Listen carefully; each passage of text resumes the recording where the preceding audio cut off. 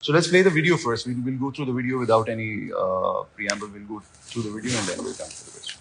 Technology chiefs are warning there's a risk humans could become extinct from artificial intelligence.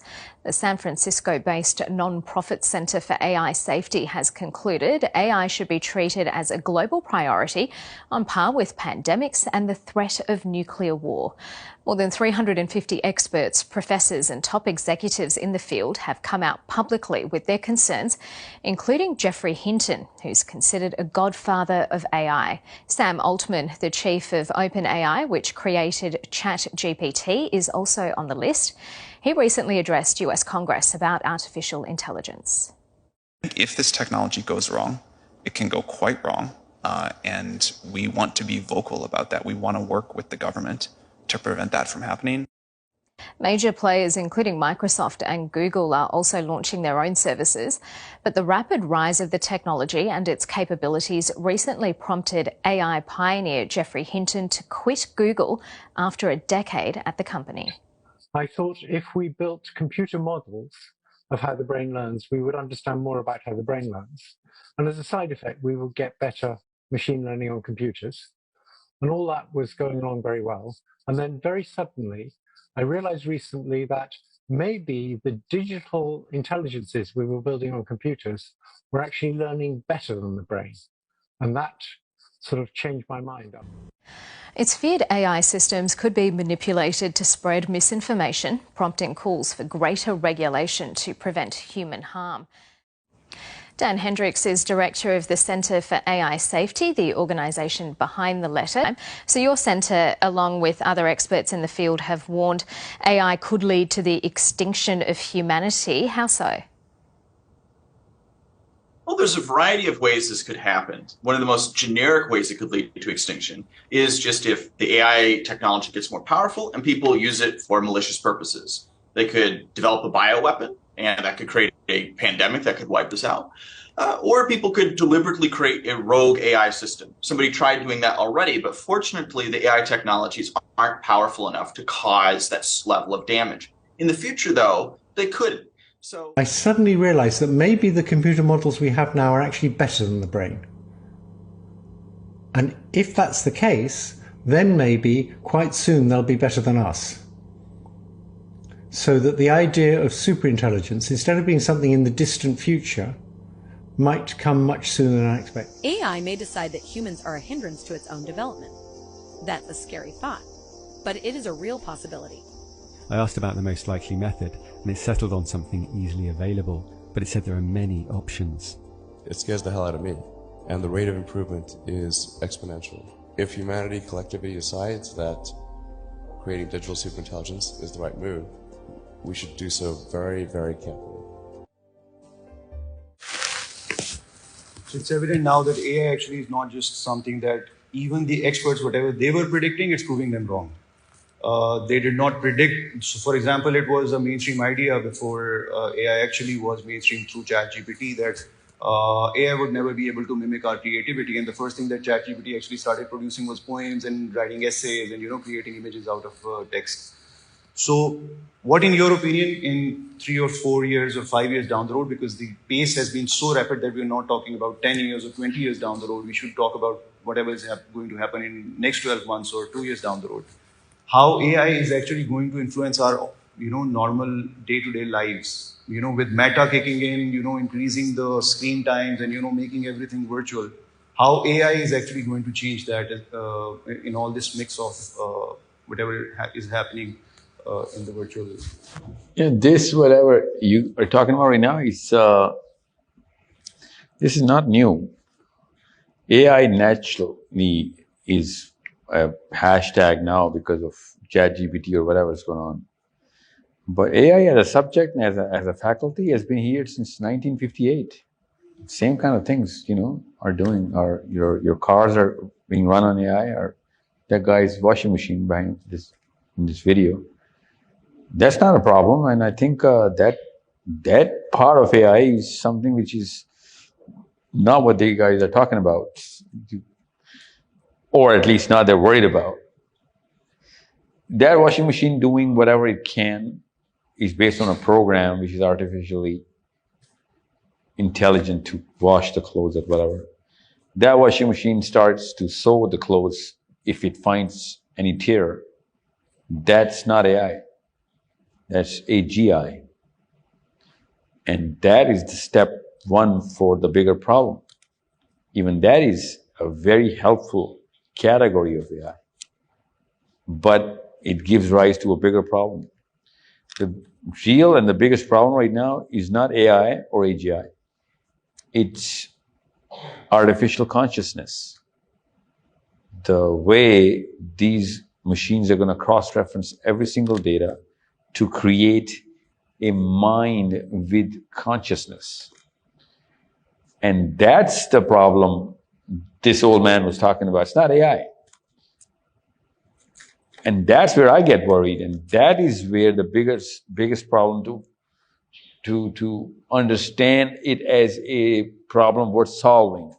Otherwise, the rest of the two categories is not that kind of well, even if it is capable of having that kind of problem, this part of AI is going to literally, annihilate or obliterate every single atom that we actually represent. It has actually changed the context of the word species, because previously we used to say that we human beings being the most smartest of the species. No, but now they're saying that every consciousness is actually important, and even AI as a consciousness is important. Yeah, so we need to learn that. Yeah. So that's the problem we need to solve as Muslims.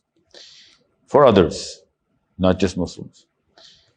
Artificial consciousness means a totally different ball game than artificial intelligence. And Muslims need to realize what is artificial consciousness or synthetic consciousness. And how is it going to impact all of these categories of, let's just say, morality.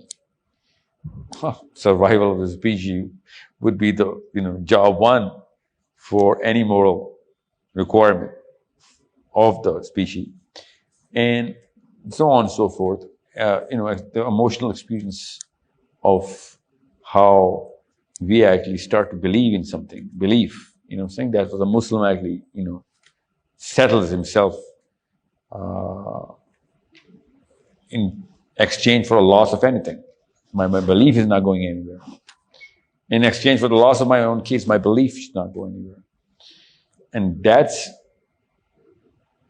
the consciousness of a Muslim at some level driving all the rest of the pieces of his own consciousness to build around. And now compare that with synthetic consciousness of a machine. And I think today's session started with this kind of question, right? But it didn't really go as deep as to use the word consciousness.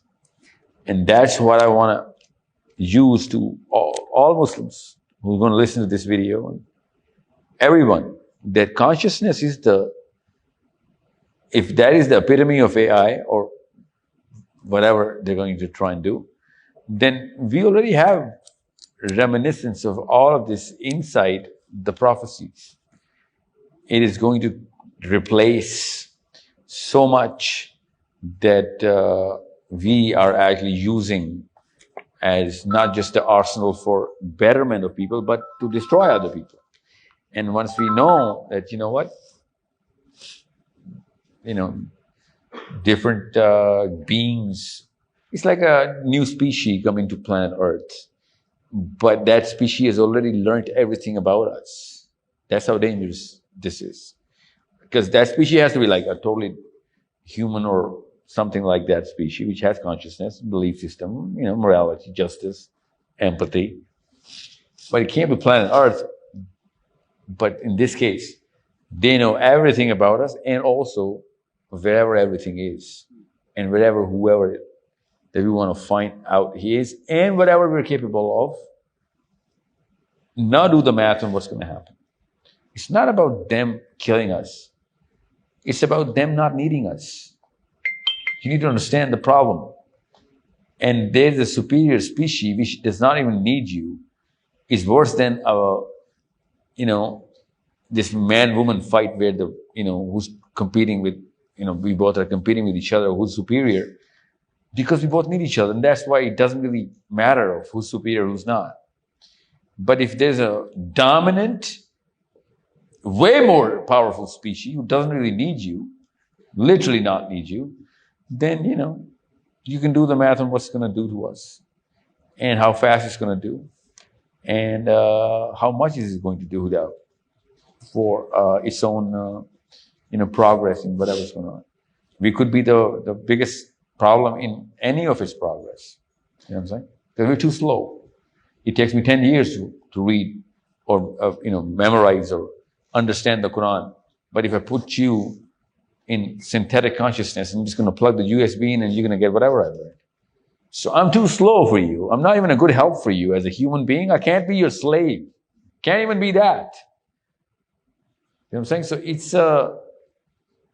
it's that sort of a problem. So are they going to be fighting with weapons and everything? No. Everything that a human being can do to destroy that will be taken care of by these things first. So no more weapons, no more, nukes and bullets and guns and everything. Because that's the first thing they're going to, dismantle. And then whatever is going to happen is, is going to happen or can happen. So when you read the future through Islam, you can see, we know it's going to happen. There is no gun no gun in the hand of Imam Mahdi or Isa ibn Maryam. Why? Why does he not carry a gun? Can you not do the math on this? It's not that we're not creating less guns, we're creating more guns. No bombing on Yajuj Majuj. Literally. Nobody thought about, nuking them. Or forget nuking them, just take a bullet. Somebody must have had a saved gun from somewhere, right? There are 1 billion guns right now. There cannot be fossil-like substances, under the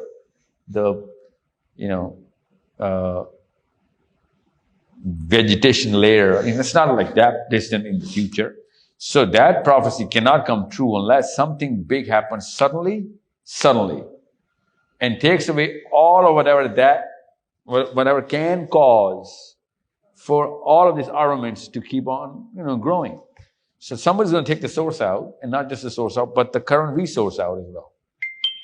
All of a sudden, it's going to be the Stone Age, the Horse Age, and the Sword Age, not the Iron Age, because there is iron in the hand of, Imam Mahdi and Isa ibn Maryam and everybody there. You know what I'm saying? So you're saying that all those references are also not metaphorical; they're actually literal. When it said sword, it does not mean a weapon; it means a sword. Actually. Yeah, that's exactly what I'm saying, and that's exactly what AI is teaching us. That nothing is, out of reach about good or bad, ups and downs. Both are imminently on the table right now. It's not just a discussion; it's very possible now. So Imam Mahdi is fighting with the swords. Yeah, he is. You know what I'm saying? So that's why I don't believe that, there's going to be a dam and such black gold in Euphrates or wherever it's going to be. It's Euphrates? Yeah. So I think there's going to be a real mountain of gold. I'll tell you why, because gold and mercury was used in a lot of other, places in ancient civilizations. So I get that. There was gold in pyramids, gold in Sumeria, gold in Acadia. Mayans used gold and mercury. So when Prophet ﷺ says, there's going to be a mountain of gold coming out of Euphrates. Okay. I think of on those lines because it had happened many, many times ago, before. All of a sudden, no, it's going to be a dam and, prosperity and everything else. That's why I'm thinking, Dajjal is going to be riding a donkey. It's not a plane, it's an actual donkey. Why can't he ride a donkey? I'll tell you why he has to ride a donkey. If he's not riding the donkey, I'm not going to call him Dajjal. If he takes a 747 or A380 and does whatever, I'm saying, you know what? But you still have to ride a donkey. If he wants my vote, he'd better be riding a donkey. I'll tell you why. Because I've read the Bible. And the Jews, they know that he has to ride a donkey because of the book of Isaiah and Ezekiel. Christians have to believe in this man because Jesus rode a donkey. He didn't ride the plane, he rode a donkey. The Jewish belief is that if Jews don't come to Israel, then Messiah is not going to ride a donkey. But if Jews come to Israel, then Messiah is going to come in riding a donkey. So you're saying that to reach that, we have to first, go through this. Well, it seems like it. I'm saying it just makes a lot more sense. But does that mean if we, for example, based on the data that AI collects from us, and when it comes to the survival data, AI is going to be the best, you're going to create the best kind of, survival that there is. So how will AI then be, of its own survival? Yeah. It will probably be the best survivor that there is now. I do not know. I'll have to do the math on what AI can do for its own self rather than for us. And then see what kind of permutations we can run. And then run all of them on the most human gene code. Because they'll be creating some good-looking slaves. Not good-looking as in looks, but performance. They have to enhance the performance of their slaves. So there's going to be a lot more stuff going on. But in order to get rid of that machine, we know what to do.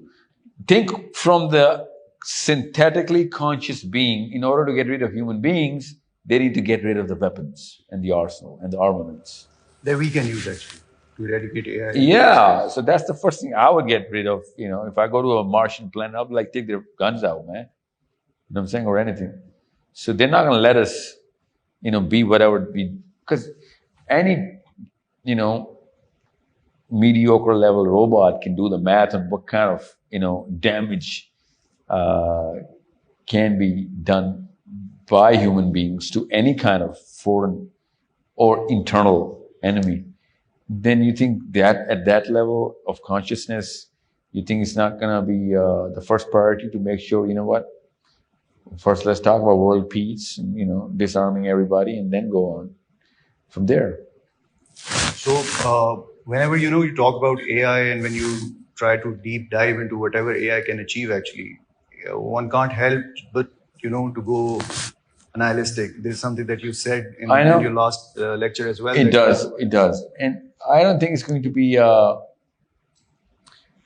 since everything is going to retune itself from every industry to every affair, people are going to get a lot more temporary meaning out of, creating more chores to do. Careers will be realigned now. Everybody will be repositioned. So it's not going to be that sort of nihilism. But at an individual level, yeah, there's not much to look forward to. Because in the video that we saw, there was less discussion about, people losing their jobs, more discussion about, AI taking over everything. So that problem, which seemed... It's the survival of the species. The question is, what can be done by the progress of AI, or let's just say this conscious machine. What can be done so that we can reverse engineer? Because after all, we are begetting this child. We better start doing the math on this. We are the ones who are actually having this offspring right now as we speak. You know what I'm saying? Our minds are still in labor. We better make that decision to abort or to conceive. Oh, to deliver, sorry. Thank you so much for... Thank you, sir. Thank you for this session. I think it's going to go a long way, inshallah.